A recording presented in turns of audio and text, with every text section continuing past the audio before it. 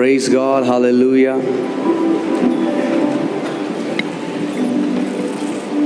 We're going to take time to feed on the Word of God together. समय लेंगे परमेश्वर के वचन को साथ मिलकर खाने में. You know, we always believe something for you. हम हमेशा कुछ ना कुछ विश्वास करते हैं. We always believe something for you. हम हमेशा आपके लिए कुछ ना कुछ विश्वास. And that is that you're going to get answers from the Word of God every Sunday and every Friday when you come. और वो ये है कि हर शुक्रवार और हर रविवार जब आप यहाँ आते हो तो वचन से अपने जीवन के लिए उत्तर पाओ. And I trust that you will hear answers for your life right now. और मैं भरोसा करता हूँ कि अपनी जिंदगी के लिए उत्तर को आप आज यहाँ पर सुनेंगे. You know why? Because the Word speaks. पता है क्यों? क्योंकि उसका वचन बात करता है. The words, volunteers, please sit down in a place. Don't roam around. Volunteers एक जगह बैठ जाएं. Guys, we have to build a culture of honoring the Word of God because it is the Word that transforms our lives. परमेश्वर के वचन का आदर करना हमारी संस्कृति है क्योंकि वही हमारे जीवन में बदलाव लेकर के आता है. Amen. And I believe if you hear my word clearly and give attention to it, the answers that you have not received from decades, you're going to get those answers in Jesus. और मैं ये मानता हूँ अगर आप आज इस वचन को जो मैं लाया हूँ ध्यान से सुनेंगे तो वो जवाब जो दशकों से आपको अभी तक नहीं मिले वो मिल जाएंगे आज. Amen. The word is going to be very simple.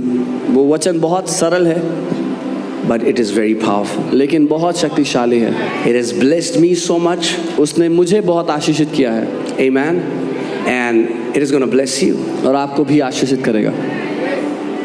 So let's just pray. तो हम साथ मिलकर प्रार्थना. Heavenly Father, we thank you स्वर्गीय पिता हम धन्यवाद for your written word. आपके लिखित वचन के लिए. Father, I thank you for your mighty Holy Spirit. आपके महान पवित्र आत्मा के लिए धन्यवाद पिता. Unfold your word in our spirits अपने वचन को हमारी आत्मा में खोल दें so that we can perceive and hear the truth. हम पहचान पाएं और सुन पाएं उस सच. Father, today the word that is spoken from here पिता आज जो वचन यहाँ से बोला जाता is going to bring a mighty harvest.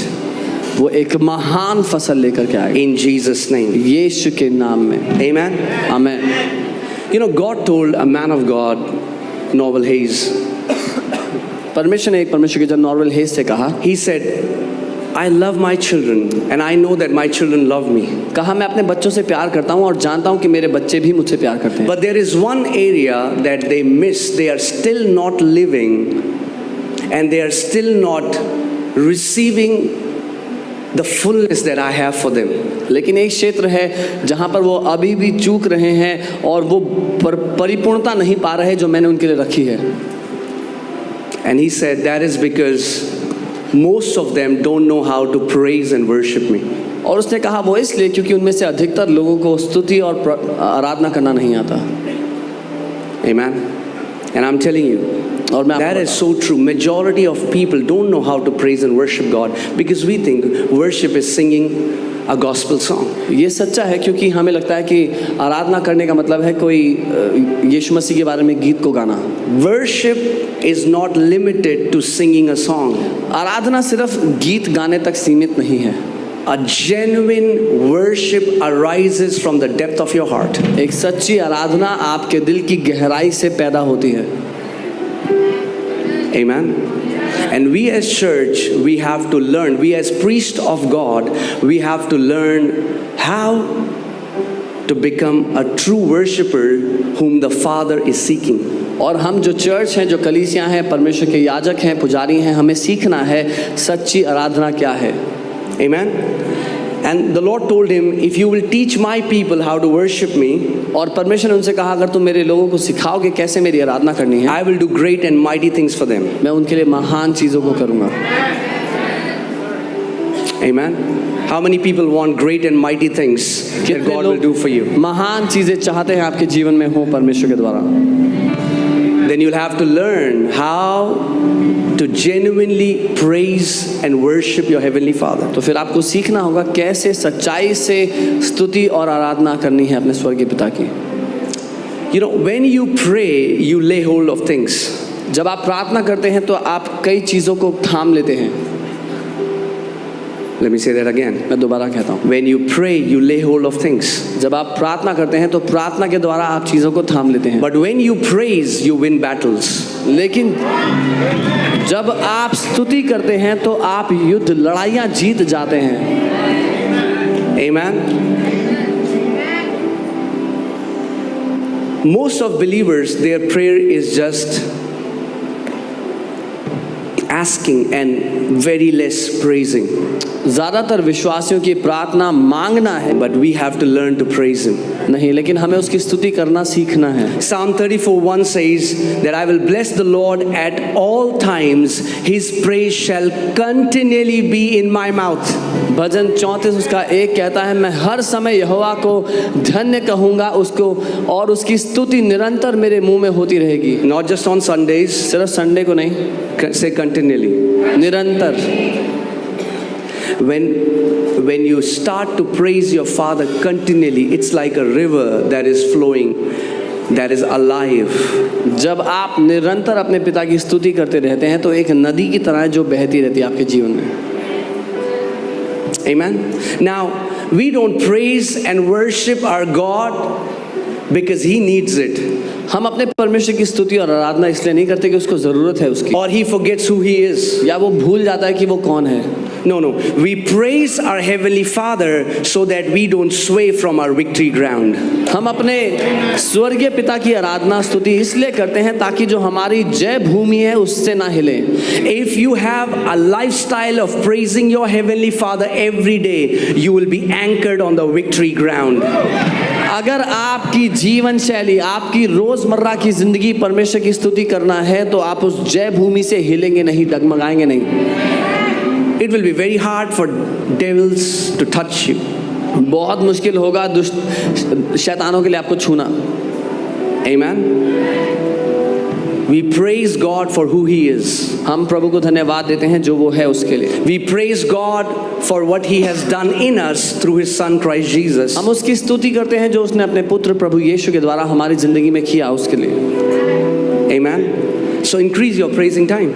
तो अपने स्तुति का When समय you get up in the morning, जब सुबह उठते हो lift up your hands. अपने हाथों को उठाओ। You know, the Bible says in Psalm 33, Psalm 92, it talks about worshiping and praising God with a 10-string instrument.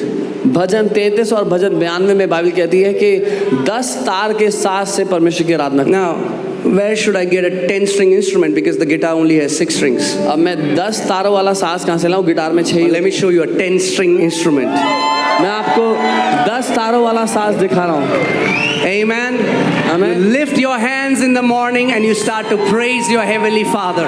सुबह अपने हाथों को उठाओ, अपने स्वर्गीय पिता की स्तुति करना शुरू करो। You are, say I am, the instrument of worship. बोले मैं आराधना का साज हूँ। You are the instrument. आप ही वो साज हैं।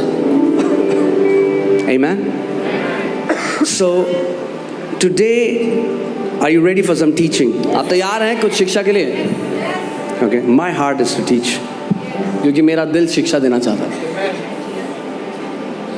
And all the people who love teaching, you will find lot of fruits in their life. और वो सब लोग जो शिक्षा से प्यार करते हैं उनकी जिंदगी में बड़े फल देखेंगे आप। Amen. So I want to teach you how you can possess what already belongs to you. तो मैं आपको सिखाना चाहता हूँ कैसे आप कब्जा कर सकते हैं उस पर जो पहले से ही आपका है। Do you know that we have a mighty inheritance? आप जानते हैं हमारी एक बहुत महान विरासत है। The Bible says we are heirs of God and joint heirs with Christ Jesus. Bible कहती है हम परमेश्वर के वारिस हैं और मसीह यीशु के साथ संगी वारिस हैं। You have a joint account with Jesus Christ. यीशु मसीह के साथ आपका जॉइंट खाता है। Whatever belongs to Jesus belongs to you. जो कुछ प्रभु यीशु का है वो आपका भी है। Isn't that amazing? क्या ये अद्भुत नहीं? Now that is amazing, ये सच में अद्भुत है, but the thing is लेकिन बात that ये है majority people don't know how to withdraw what belongs to them. कि ज्यादातर लोग ये जानते नहीं कि जो उनका है उनके खाते में है उसको निकालना कैसे है। Does it belong to them? Yes. क्या उनका है? हाँ। Are they taking advantage of that? No. क्या वो उसका फायदा उठा रहे हैं? नहीं। How do you feel that a king, let's take an example, a Saudi Arabian king comes to Delhi and opens an account in HDFC Bank and puts $1 trillion in it? कैसा होगा अगर सऊदी अरेबिया का एक राजा आए और भारत में account खोले HDFC में, उसमें $1 ट्रिलियन डाल दे And makes you a joint heir. और आपको जॉइंट होल्डर बना दे अकाउंट का। Now the wow is good, but the thing is you don't know how to withdraw it. वाव तो अच्छा था, लेकिन अगर ये नहीं पता कि उस खाते में से कैसे निकालना है, And if you don't know how to withdraw it, it's as good as you don't have it. और अगर ये नहीं पता कैसे निकालना है अकाउंट में से, तो एक ही बात है कि आपको पता नहीं, आपके पास है नहीं है। Right? The Bible says God has given us great and exceeding promises. Bible कहती है परमेश्वर ने हमें महान और हद से बड़े वायदे दिए हैं। Amen? So I want to show you something. मैं कुछ दिखाना Let's go to that scripture. उस वचन पर जाते हैं। 2 Peter 1, 3 and 4. दूसरा पत्रस 1 उसका 3। As His divine power has given to us how many things? क्योंकि उसकी ईश्वरीय सामर्थ्य ने कितनी चीजें दी हैं हमें। Okay, let's stop here. रुक जाते हैं यहाँ पे। Let's go through the word slowly because I told you it's a teaching. धीरे धीरे वचन को देखते हैं, मैंने कहा था शिक्षा है। Let me read it again, okay? दोबारा पढ़ता हूँ आपके लिए। As His divine power will one day give us all things. क्योंकि उसकी ईश्वरीय सामर्थ्य हमें एक दिन सब कुछ देगी। No? Okay, let me read it again. दोबारा पढ़ता हूँ। As His divine power has kept everything for us in heaven, and when we die, we are gonna get all things. क्योंकि उसकी ईश्वरीय सामर्थ्य ने सब कुछ हमारे लिए स्वर्ग में रख दिया है, और जब हम मरेंगे तब हमें वो सब मिलेगा। No? Are you sure? Let me read it again. दोबारा पढ़ता हूँ। As His divine power will give us all things when we fast for 40 days. जैसे उसकी ईश्वरीय सामर्थ्य हमें सब चीजें देगी जब हम 40 दिन उपवास करेंगे। Are you sure? Let me read it again. As His divine power जैसे उसकी ईश्वरीय has सामर्थ्य given pastors all things.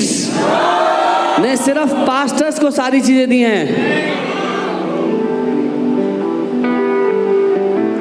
Are you sure?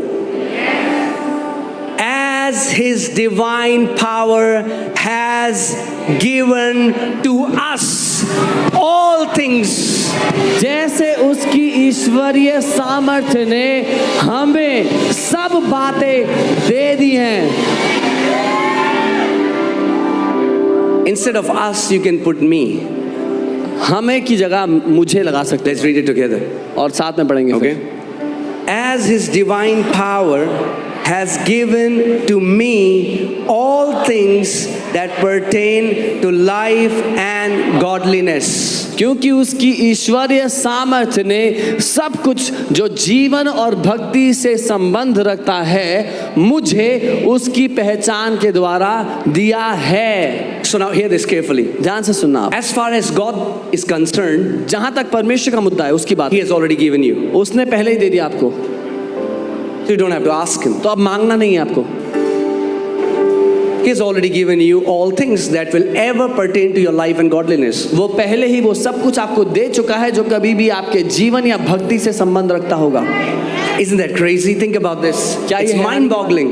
ये हैरान करने वाली Whatever you would need in your life from God's side, He has already given to you. जो कुछ अपनी जिंदगी में आपको कभी भी चाहिए होगा परमेश्वर की तरफ से वो आपको पहले ही दे चुका है। लोग बोलें दे चुका है तो कहाँ है? And people will say, if he has given it already, where is it? इसीलिए टीचिंग दे रहा हूँ मैं। That is why I'm teaching you. Amen. So that you'll. Okay, let's go back. All right.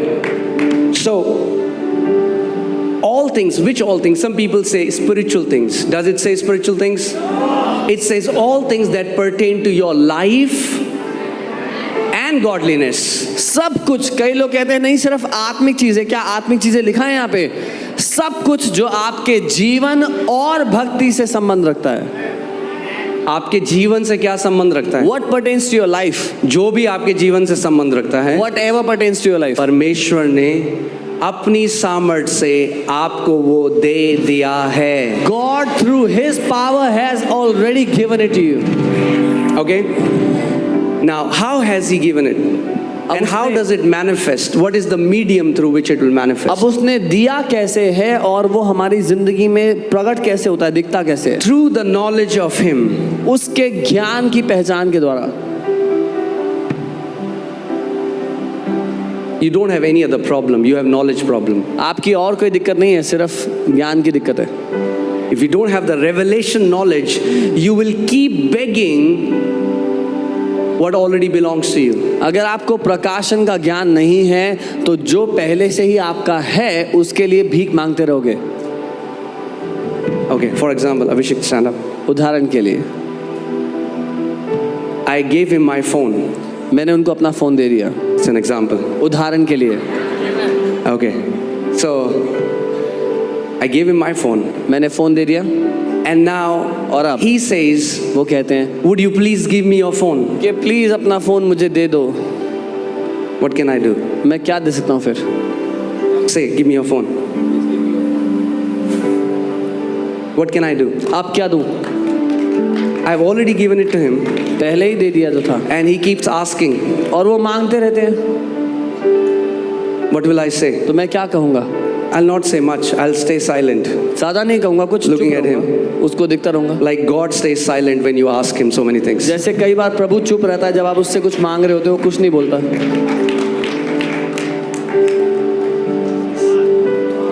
He says, don't they read in my word वो कहता है मेरे वचन में नहीं पढ़ते क्या ये लोग that I've already given them?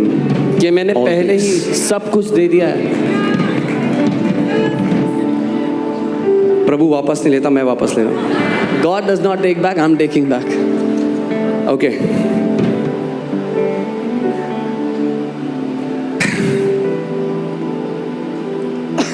Are you with me? मेरे साथ हो?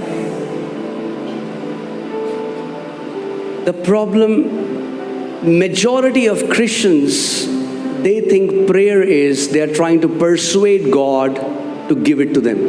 ज़्यादातर लोगों की दिक्कत ये है, उनको लगता है प्रार्थना करने का मतलब है परमेश्वर को कैसे भी करके रुझा लो, उससे हाँ बुलवा लो जो आप चाहते हो उसके लिए. जैसे 40-day fast करके, और वो सोचते हैं I'll fast for 40 days and I'll get it.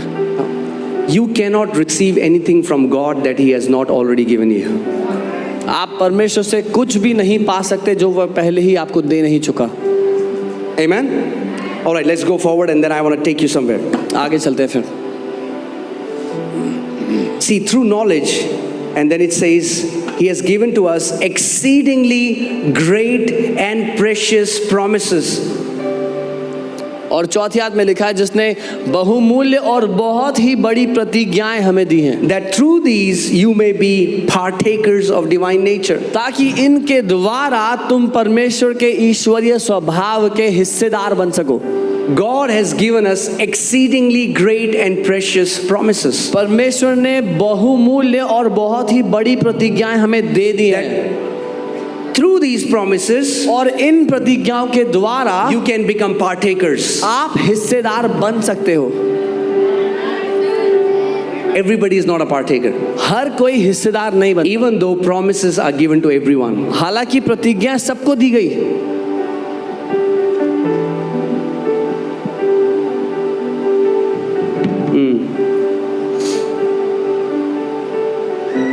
That's why so many people are praying and praying and praying. It's been 10 years, no इसीलिए इतने answer. लोग प्रार्थना कर रहे हैं 10 साल बीत गए अभी भी प्रार्थना कर रहे हैं. And they think, okay, no problem, God, you are not giving me, I'll pray, I'll keep on praying. और कहते हैं कोई नहीं प्रभु आप नहीं दे रहे तब भी मैं प्रार्थना करता रहूंगा प्रभु.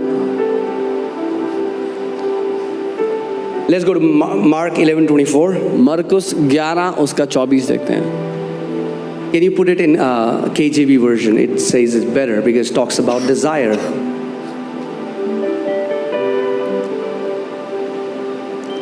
You know, in King James it says, whatsoever things ye desire when you pray. King James में लिखा है कि जिस किसी बात की तुम चाहत रखो जब प्रार्थना करो तो। Okay. Therefore I say unto you, what things soever ye desire when ye pray, believe that ye receive them and ye shall have them. और किंग जेम्स में ऐसा लिखा है कि इसलिए मैं तुमसे कहता हूँ, जो कोई बात की तुम चाहत रखो जब प्रार्थना करो तो मान लो कि तुम्हें मिल गया है और वो तुम्हें मिल जाएगा।